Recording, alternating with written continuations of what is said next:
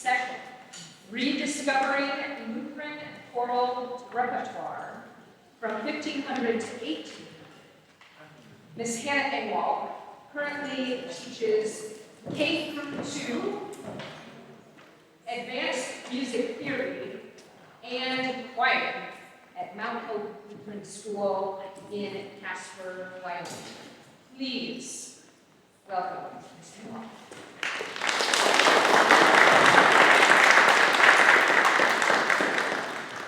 Hello, everyone.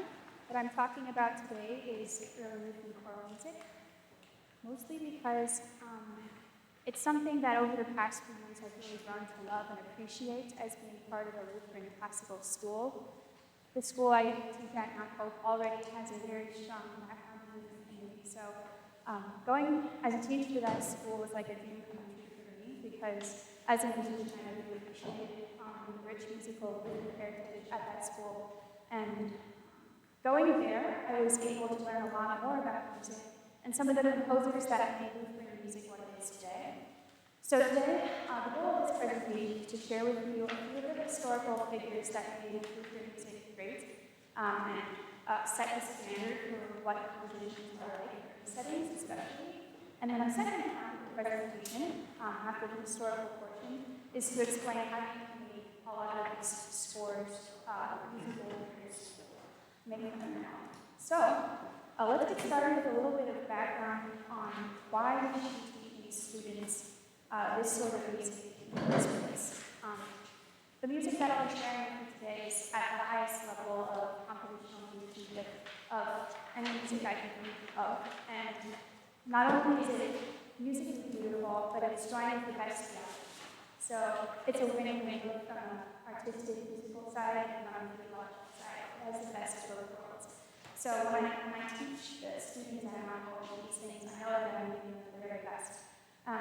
It's also not only to give them excellent musicianship, it's also to give them an appreciation of history.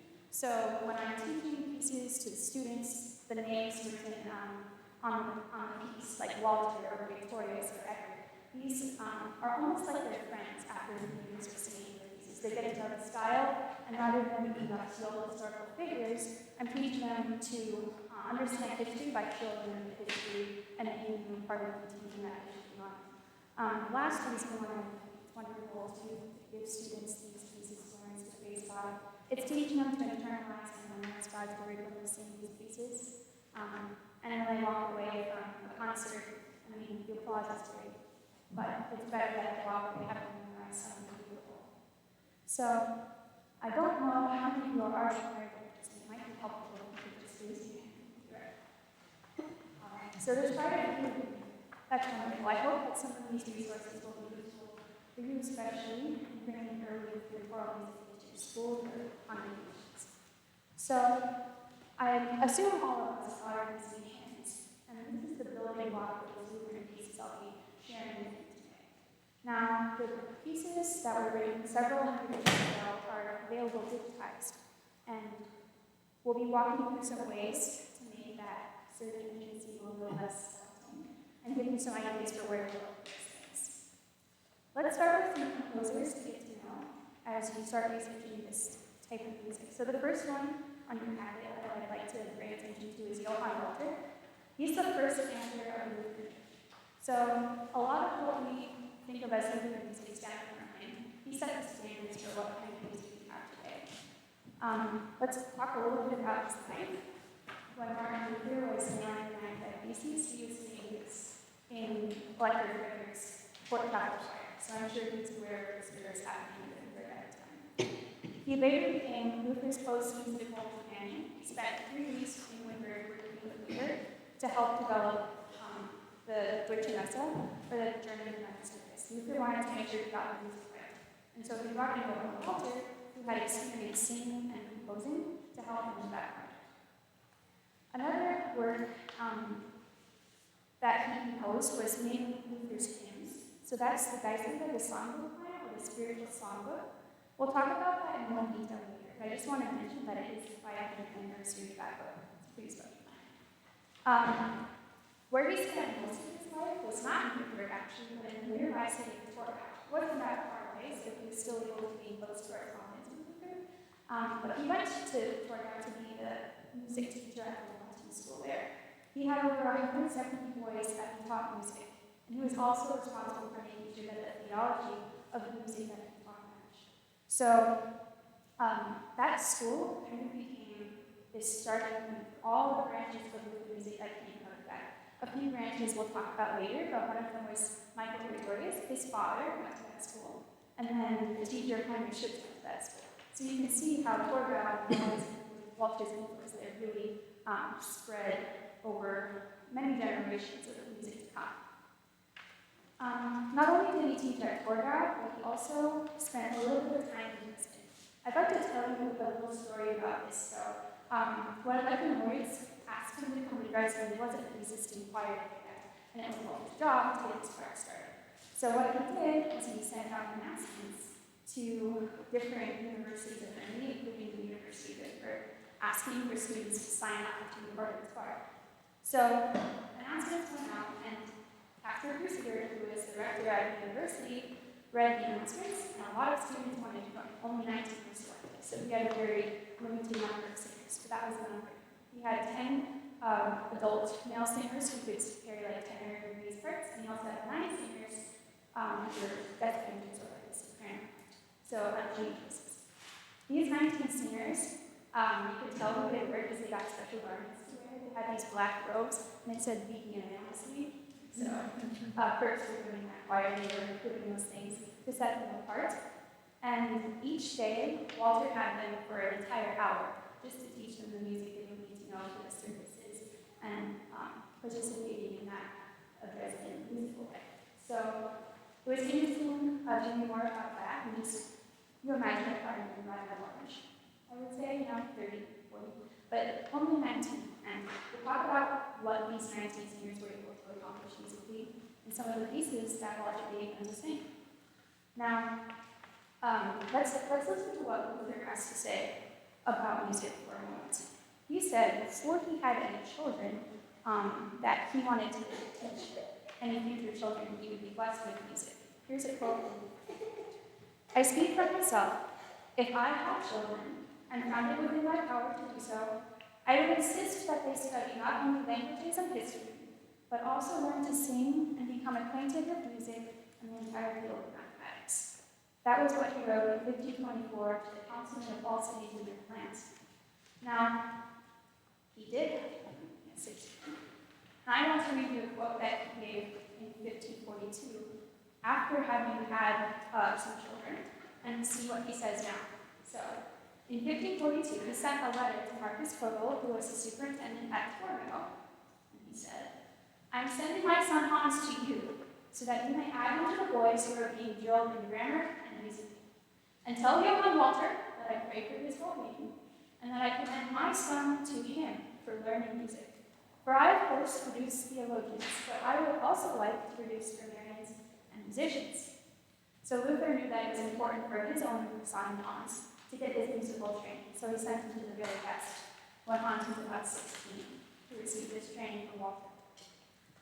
Luther also has this very forceful quote. I'll read it to you. Necessity demands that music be kept in schools. A schoolmaster must know how to sing, otherwise I do not know how to. And before a youth is ordained into the ministry, he should practice music in school. So not only should teachers know music, or else Luther won't look at you. It's also important before going into the ministry that pastors or to be pastors, we get this training so that they can be good pastors for their congregations and lives. So I'd like to really hone in on just one of Walter's works. He composed a lot of things. It was his job to compose everything that they sang in Torgau. So like Magnificats and psalm settings and a passion and other hymns. But let's focus on just one of the things that he wrote. It was the Geistliche Songbuchlein, and on the handout that you all have, there is an index that has all of the works included in that, mostly German. I've given the English titles, and then what voices it's for, so mostly fourth guard, S-A-T, some violin. And then if you'll see the cantus firmus piece is mostly in the tenor line. That's common of the period that the tenors, not the sopranos, will get to sing the melody. That didn't change until Lucas and I'm going to talk about in a little bit. So in this collection, you'll see a lot of these titles are very familiar, so we still use these hymns today. So they're a really great resource even now for Lutheran schools to use these because you're instilling in students who learn these pieces the very best hymn texts.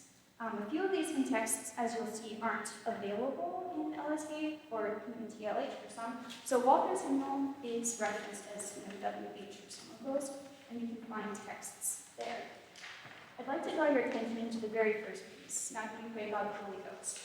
This is a 5-part study, a little more unusual for the collection, but it's very beautiful.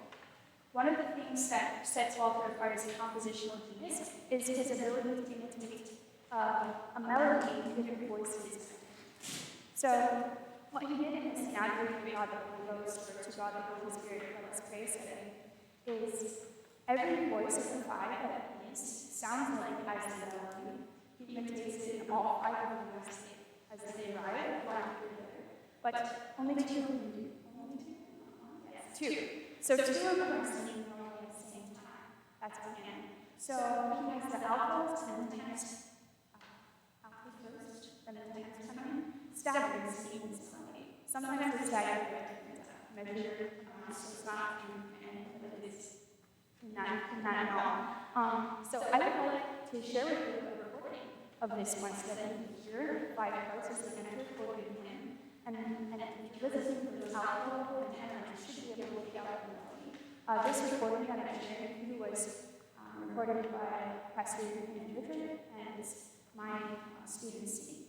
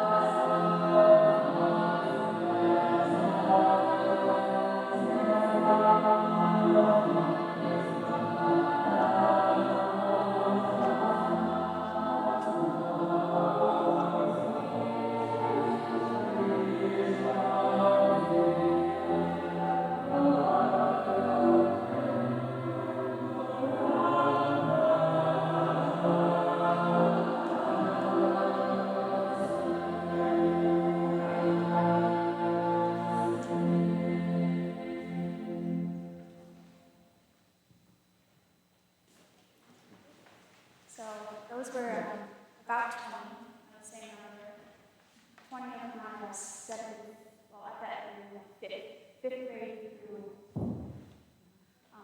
they learned back to so moving on, unless there are any questions. Just move your mic to the middle a little bit, please. Any other questions? Thank you. All right, so that was Johann Walter. Remember the piece that Father music. Now we're moving on to our second composer, today, Johannes Eckert, H2. So, how many of you don't know already? Have heard of Johannes Eckert? Yeah. He's more of a was there a question? Johannes Eckert is probably the most obscure composer I'm going to focus on today, but he's worth talking about and I'll explain why. So, he came after Walter, and his musical education is very similar to Walter's, where he was involved in different choral ensembles from a young age. His first teacher was Joachim Weber, and he would study other teachers' works like David Fuller. He went to Weimar to study him and learn composition, and he also went to Munich to study composition with the land of Nebraska, which is one classically recognized name. So Eckert got a really great education, but then he just went back to Mulhausen, where he started, and ended up partnering with his teacher, Joachim Berg, to work on some clinical projects where the two of them worked on publishing German and Latin studies for choir study. So Johannes Eckert, if you think of Palestine, so Palestine was a very famous town. Sources say that Eckert, in that time, was kind of viewed as the Protestant Palestine. So he deserves a little more credit there. He's right on par with Palestine, except instead of setting masses, he's doing music. So if you want to create music, go out to Bach and listen to that. Eckert also really loved the five part that we heard a little bit of just now. He liked having that flexibility to go beyond what four voices can provide to you. So he's really known for some kind of alto tenor bass compositions. You'll find most of his work is I have a choir that is blessed to have a lot of voices. So having that extra tenor line is really helpful to balance the ensemble a little bit more. But if you don't have enough of those male voices, I would think it could be quite lovely if you took coverage to the into a cello or another instrument or had it go longer. So even though you might be looking at this, oh, parts, like, I don't really do that. Well, if you have an organist or piano or instrumentalist, still consider some of these works. They're really lovely. So, just to give kind of a glimpse into Eckert's personality, he's one of the first composers who ever consistently used sharps and knots when he was writing in town. Right? We just made that for granted that a composer would do that, but he was the first one that did that consistently. So we can assume he was very meticulous about his compositions on that. Let's talk a little bit about his collection here that he published, Geistlicher Lieder, or spiritual songs. Although he composed more than 300 works, we're going to focus in on this piece 52. So 52 choral pieces in these volumes that you can access online. You'll read through titles and notice again, very similar to the titles that Johann Walter presented to us in his publication 500 years ago. So a lot of these hymns are still being loved and sung in Eckert's time. I would point out that the Lamb of God, Pure and Holy, number 13, volume 1, is probably the most beautiful setting I've heard of that hymn ever. So if you have a chance, you should listen. And then I'll also point out the Lutheran Choral setting at the bottom of volume 1. That was for double choir. And I don't know if you're familiar with the Lutheran Choral that came out.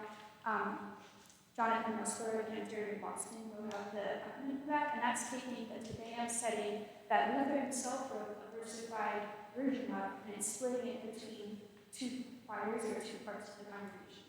So I hope you've really been enjoying introducing that to chapel, and it's interesting to see how that double choir canticle singing was happening for Eckert too.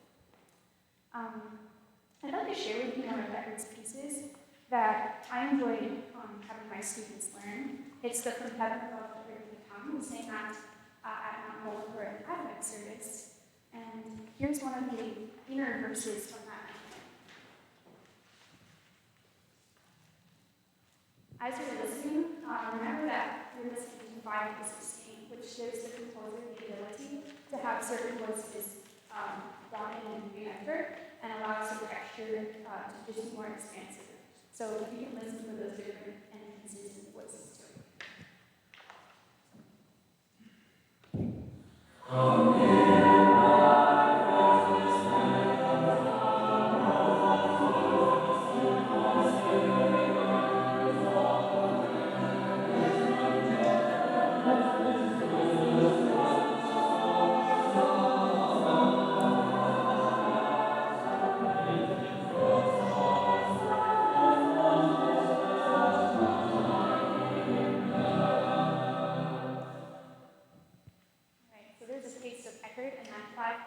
Compositional style that he brought to Lutheran hymns.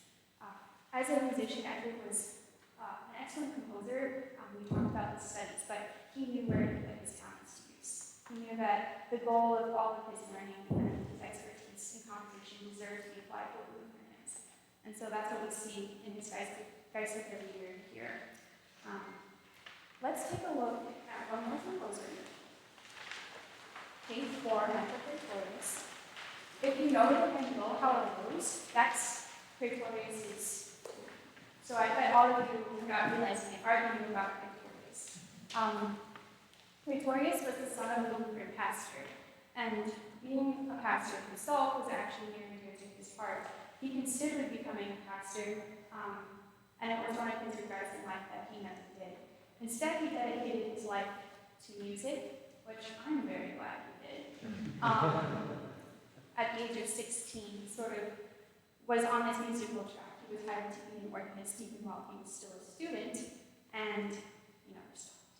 So from age 16 onward, his life was spun into a musical path. God used Michael Praetorius to write over 2,000 choral settings, so we'll talk about just a few of those today. He was an organist and court music director, and had a tremendous output there. He became known all over Germany when they had big church services for like different coronations and events. Even if there was a good musician at the church, they let Michael Praetorius to come and handle it. So he had a lot of fame for his work, especially for his work with large choirs. He was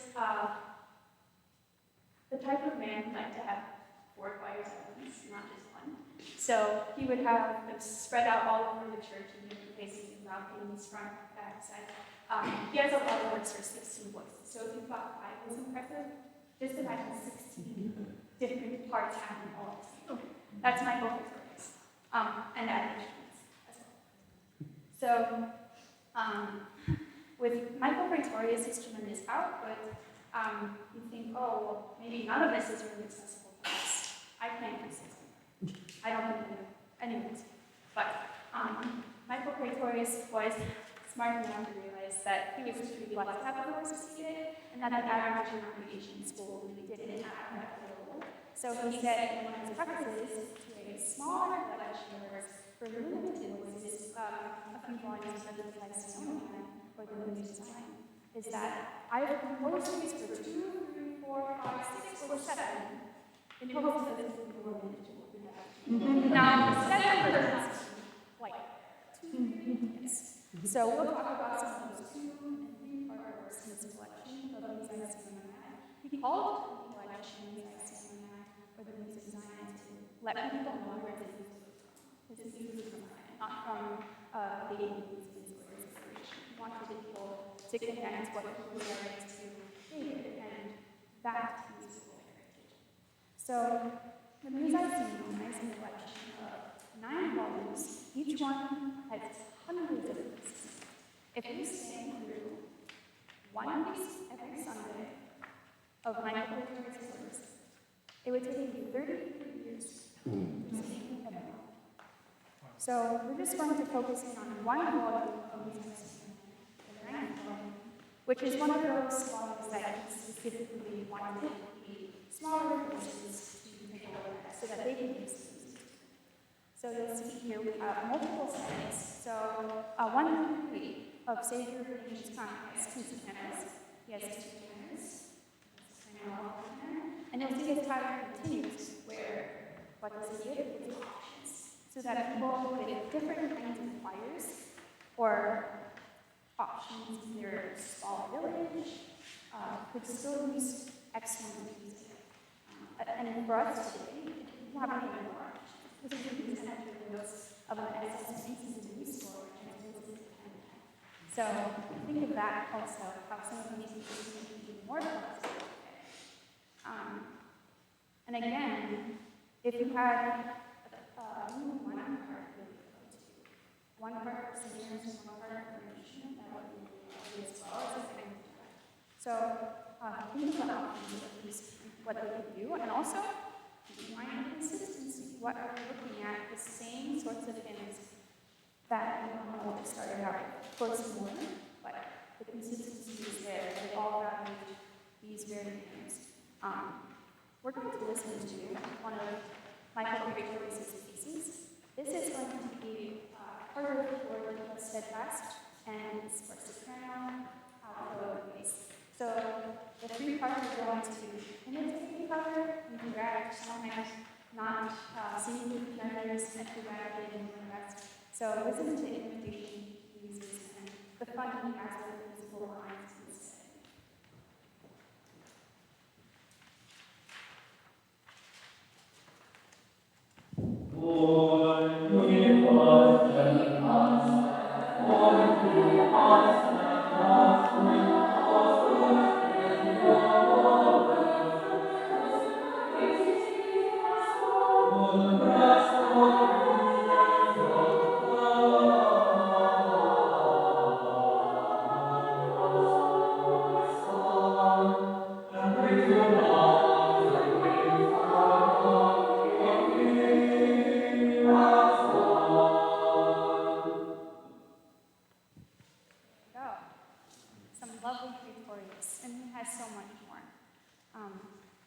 So now that I've hopefully given you some useful indexes that you can keep for reference later, let's talk about everything else that's out there and talk about making these things your own, not just appreciating them from afar.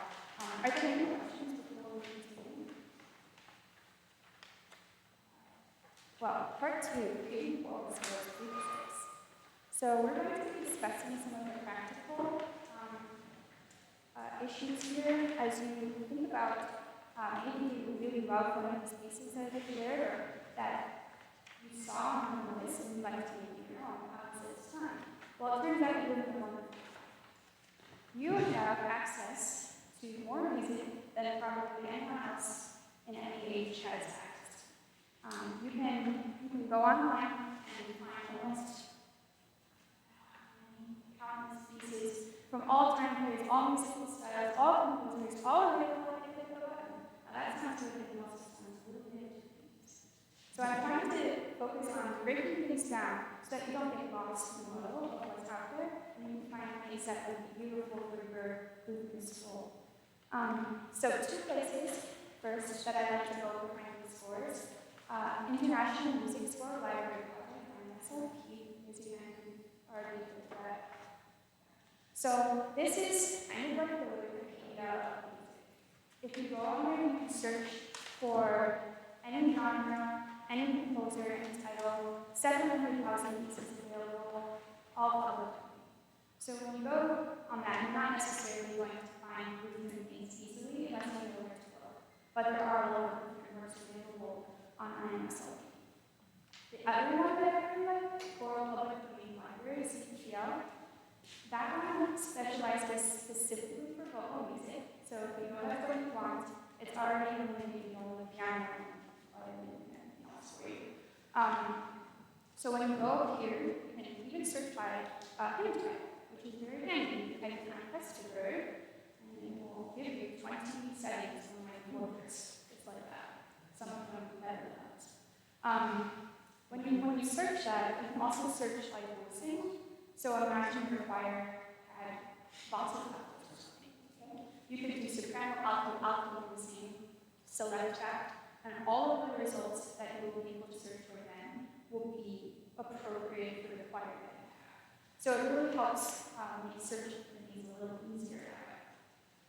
So once you have your music, I'll talk about some keywords for you to enter in those websites. But once you have your music, well, then you need to test. Where are you going to get your test? Well, you can get it out of LSB, TLH, WH, or you might have to go for it. So, depending on what you're going for, the text might not be in the hymnal. You might prefer not the text in the hymnal. Or you might find that the German has never been translated before, and then you can contact someone like Matthew Carver and ask him to translate it. So, a place that I like to go for finding text is the Lutheran Choral. That one has public domain translations. Another place is called the Engwall, which some of those are copyrights and you might just look back to the book to see what you can use if you're concerned about right?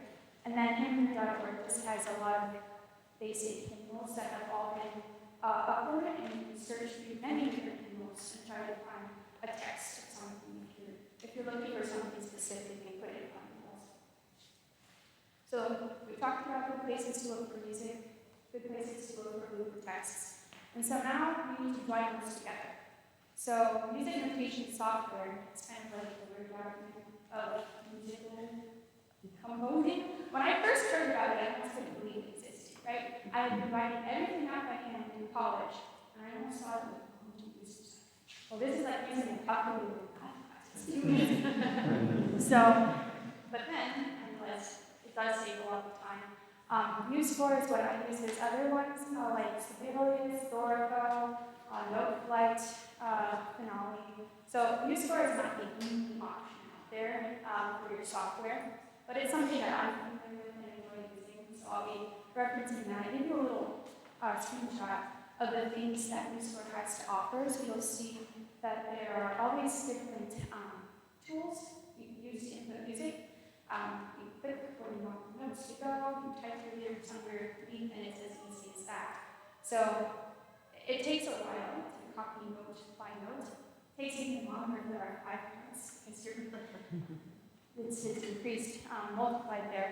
But eventually, copy it all in, type in all the words, and voila, you have a choral piece in English that maybe has never been sung in English since it was written. Maybe has never been heard in any other country except Germany. You never know. It could be the day too of music. So that's very exciting to be able to bring these scores out of their books and into the choir room again and have students learn how to sing them. I've gotten to the point where I can make a score from scratch in about 2 hours, give or take. So in a pinch, you can come up with something the day of if you get to that point, but otherwise, it's good to start looking at certain composers and get an idea for what you want. So I've given here a list, page 7 and 8, of recommended Lutheran composers and collections that I think will be useful. There's just so much out there that a starting point, and just a few, helps narrow the field a little bit, give you a place at least to start. So the first one we recognize, we already talked about in the first Lutheran cantor where it all started. You can find more pieces besides the one that I talked about on IMSLP. He'll come up with a collections tab. You can click on the collection and see all of the other works that he wrote too. Maybe look into that. Do be careful on IMSLP. Sometimes a book or a collection there is in part books. And if you don't know what a part book is, in choral music today, you see all the parts on one page. Soprano, alto, tenor, bass are all together in the same system. That was not the case 500 years ago. Every group got its own book. So if you were a tenor, you only saw the tenor line, right? You didn't know this was written or the other parts. You were just on your own, looking at your conductor and hoping everyone else was on the thing. So that's how part books worked. And a lot of the things on IMSLP are still in part books, which is tricky because then you have to open 4 different documents to try to input things into one because you have 4 part books. But I've tried very hard not to make you do that. So a lot of the collections that I've recommended here on this list are the ones that already someone has done that. And they're all arranged in modern notation, easy to use, and then you don't have to go flipping through 5 different part books at a time. So the second one is not really a composer, he's more of a publisher. So George Rao was a Wittenberg publisher who published a lot of books and also published other pieces by different composers who were lesser composers, but still were contributing to the collection. So his Neue Deutsche Geistige Gesänge is a collection of 123 choral settings by different composers. All of those are along the same lines as compositions that I already shared with you, so there are quite some similarities there. Algebra Brasileiras, he composed some very nice hollow settings. I don't have a specific word to point to, but look at his name on either website and see a lot of options. Now, Lucas Osander, I mentioned him briefly. He was the son of one of the fathers of the Reformation, and he was also a composer who can be credited with the idea of putting melody soprano line.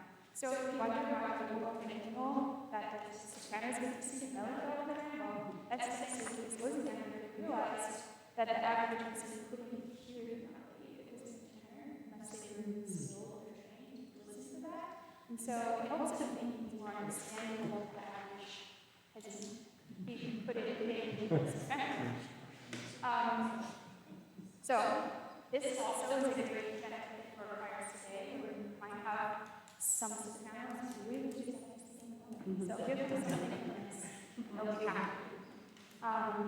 Let's get down to number 6.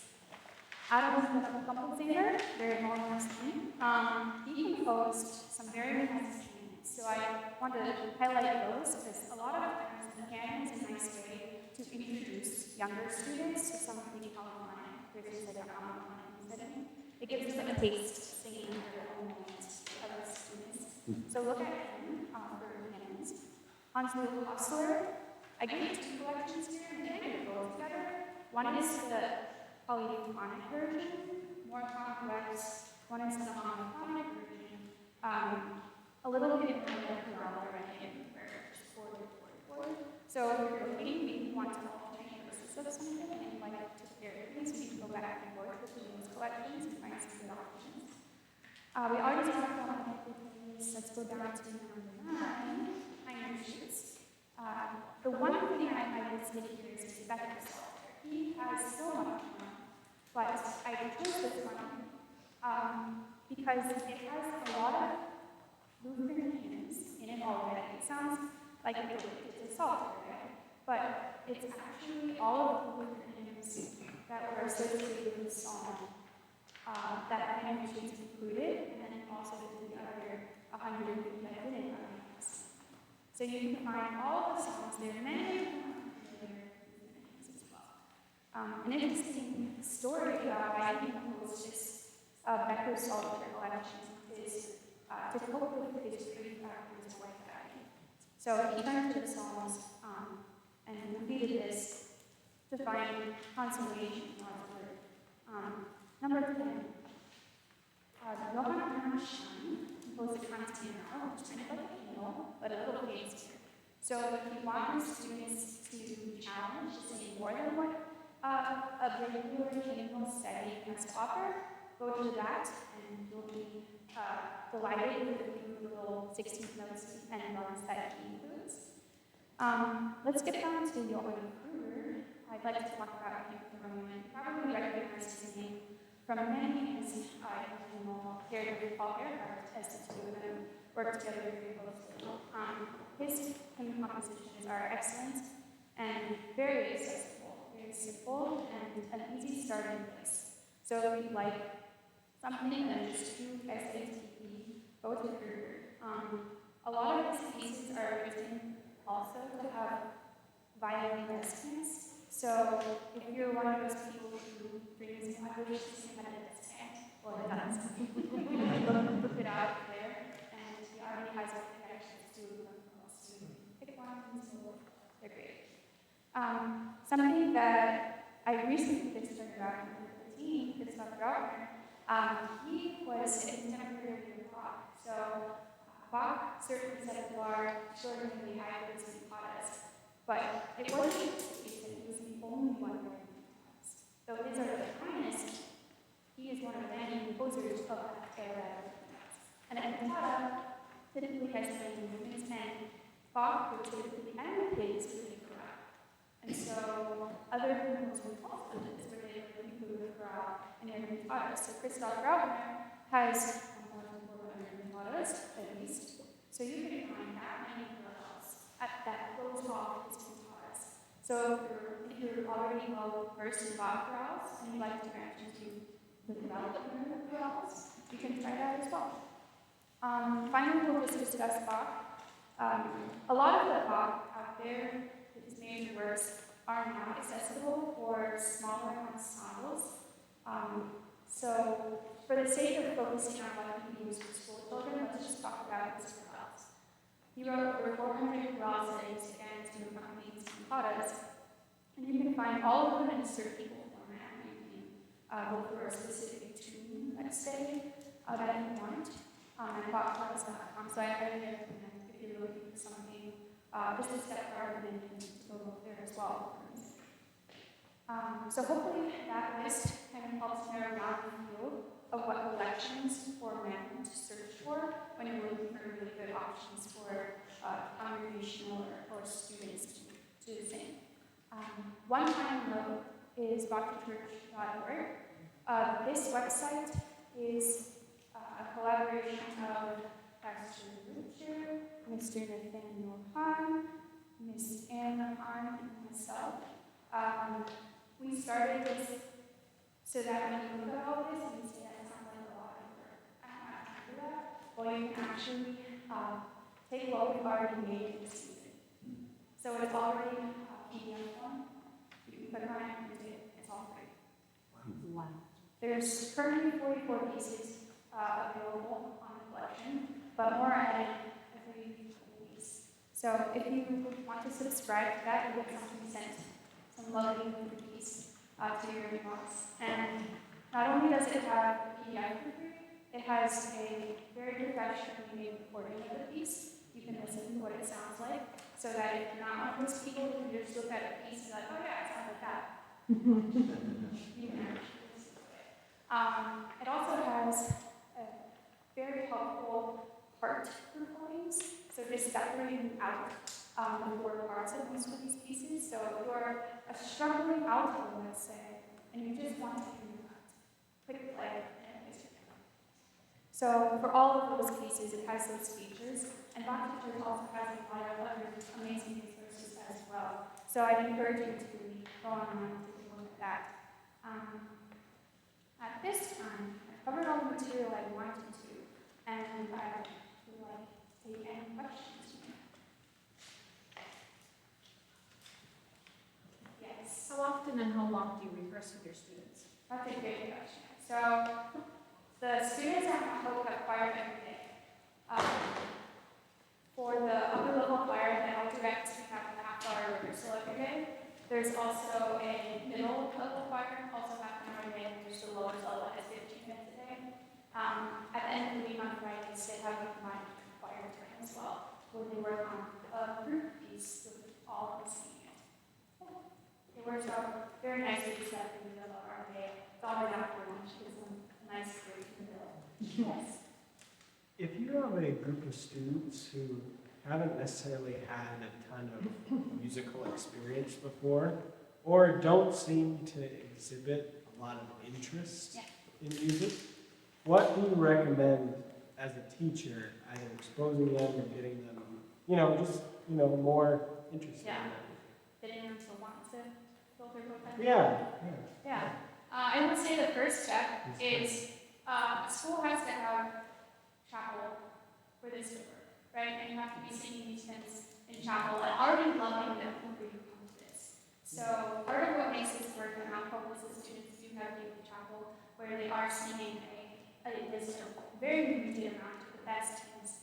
And these are the same hymns that you see on the indexes that I showed you, and they're the same hymns that I also teach them in choir. So chances are, coming into it, all of my students have it at least half memorized because they've been singing it since they were in kindergarten. So really, if you want your choir to do it, you have to have the chapel be there as well for them to love that. Another thing is to start out with singing hymns and do it in the classroom, just to break up your day, or have it, the teacher sings a hymn in the hallway while we're getting ready to go out to recess, things like that. Using that little dead time that you might have in your day to just sing a verse of a hymn, keep on every month or every week, or depending on the age level. If you have a tentative singer who is simply, let's say he's in your school and he's not a Lutheran, and he doesn't have that same background, he's not going to your church on Sunday, things like that, it's going to be hard because he wasn't exposed to that as much. A lot of music is learned by the sixth grader. But I found that the students that I have who didn't come from a congregation before that was as strong with singing, that after a few months, they got the hang of it. It just took daily practice. Even the ones that then some people might hold them back got the hang of it. And it also helps to work on in some situations with those singers to help get them up to speed. I hope that sweetened up. Yeah. All right, any other questions? Yes. Do you have any like honor choir type things where kids have to rehearse or, excuse me, what do you call it? Audition? So, yes and no. They're not auditioning to make it in. They're auditioning at the beginning of the year, knowing that they're going to be in the choir. Every single student at Bach is in the choir, regardless of whether they think they should be or not. So, it's not an option. It's not something you sign up for an audition for. Every single 7th through 12th grader is in the choir. The audition process for me isn't about choosing who gets in. It's about hearing their range, their vocal tone, doing some ear training to see where they're at with their musicianship. So I find that to be very helpful, but not necessarily to choose. Yes. This is not a question, this is a commendation. Thank you and your colleagues for the work you have done on Bach to Church. Our church has never had a choir until we came this last year, and the practice tracks, the beautiful presentation of the page was wonderful for our beginning choirs, and they rejoiced in the opportunity to sing Bach. So thank you for all the work you are doing on that. It is a blessing to our church. And thank you for presenting these resources. The excitement is just bubbling. So thank you for doing that. Well,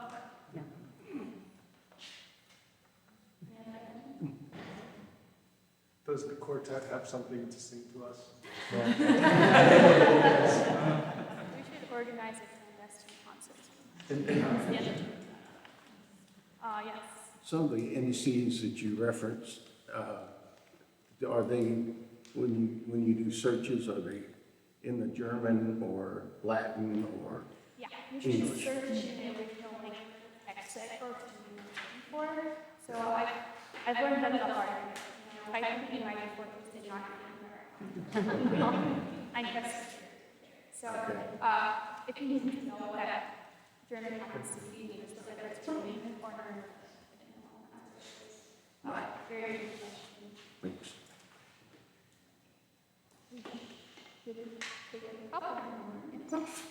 How do you grade your students? Great.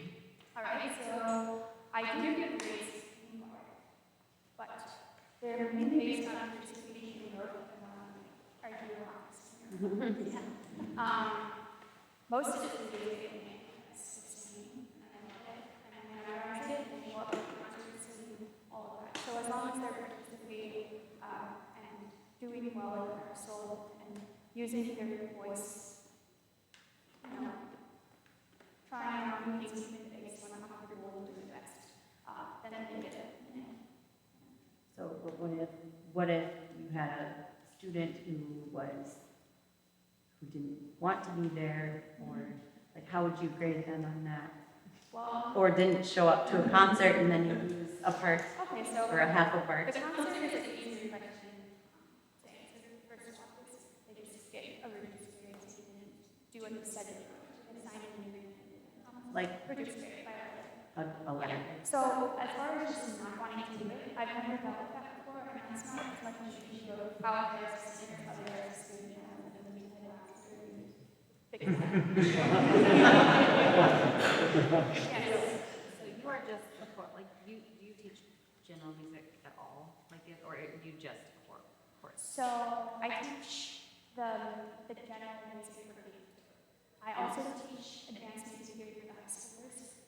That's teaching them the composition behind it. It's less about it. You have history or music appreciation focus on that history. The other teachers at school all teach some form of general music in their classrooms. So no matter the grade or the level of the student it is, that music appreciation, history, learning basic notation, kindergarten, we'll see all of that. I was just wondering because like I teach K through 8, and so all of it, like even band, and so like the music, like the hymns and stuff, singing all that stuff, do you just add in like learning about beats and rhythm and that kind of stuff with that then? So for my class, they do number ones.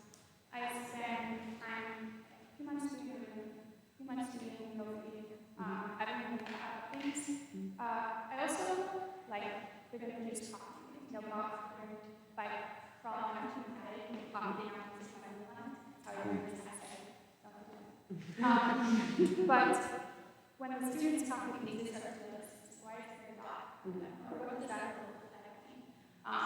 So I have them copy things out and then express what I'm talking about. And for the little ones, it's really short.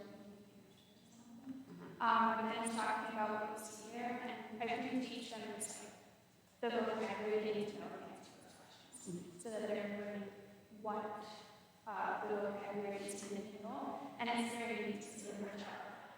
They say, "Whoa, there was a whole note at the end of it." Do you follow a curriculum then, or do you do your own curriculum? Pretty much. Okay. And is that what's on this thing? I'm not sure if it's not in the curriculum, but Do you have that available? unfortunately, I can't just give you a text. That's okay. Yeah. It's just- But I do have a few resources that I can email to you about it. My email for anyone who wants to get in touch is orgelspieler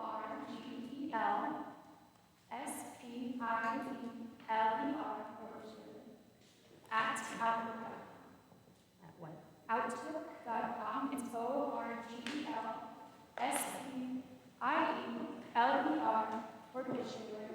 at outlook.com. So you can get in touch with me for some extras. Thank you. Any other questions? Thank you very much.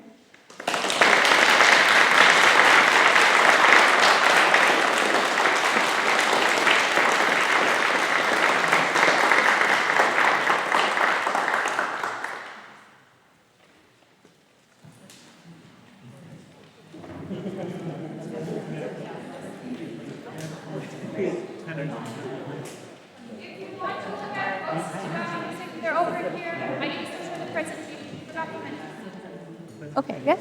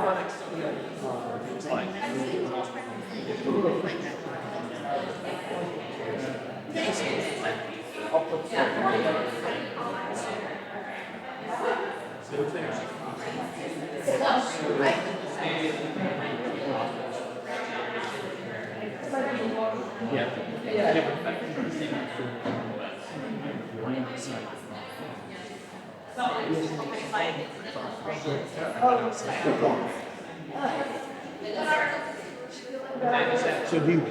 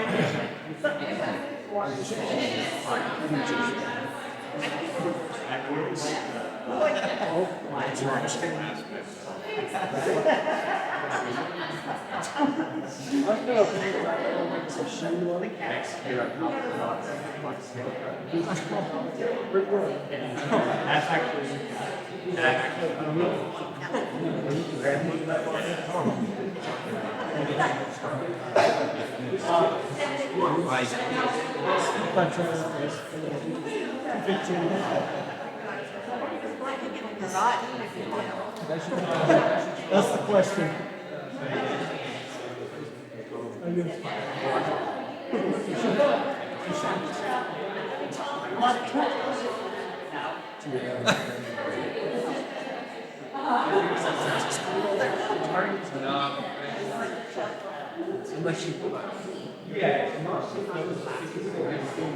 That's like what I.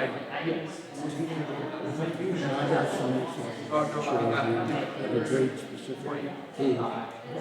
Randy, I was saying to sit down and spend 2 or 3 days. They're gonna have a matrix of hymns. It's just a great job. It's always one of those B items. So like, man, You think you're gonna get it done. Yeah, Funeral. question two.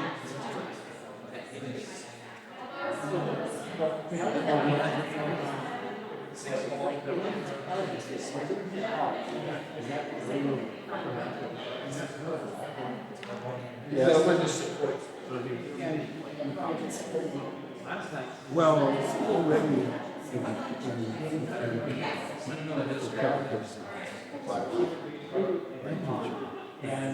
practice. Hymns. So, but it's more like a couple verses or a verse.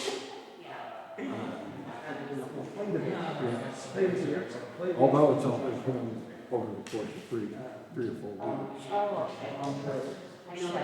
So we just gotta.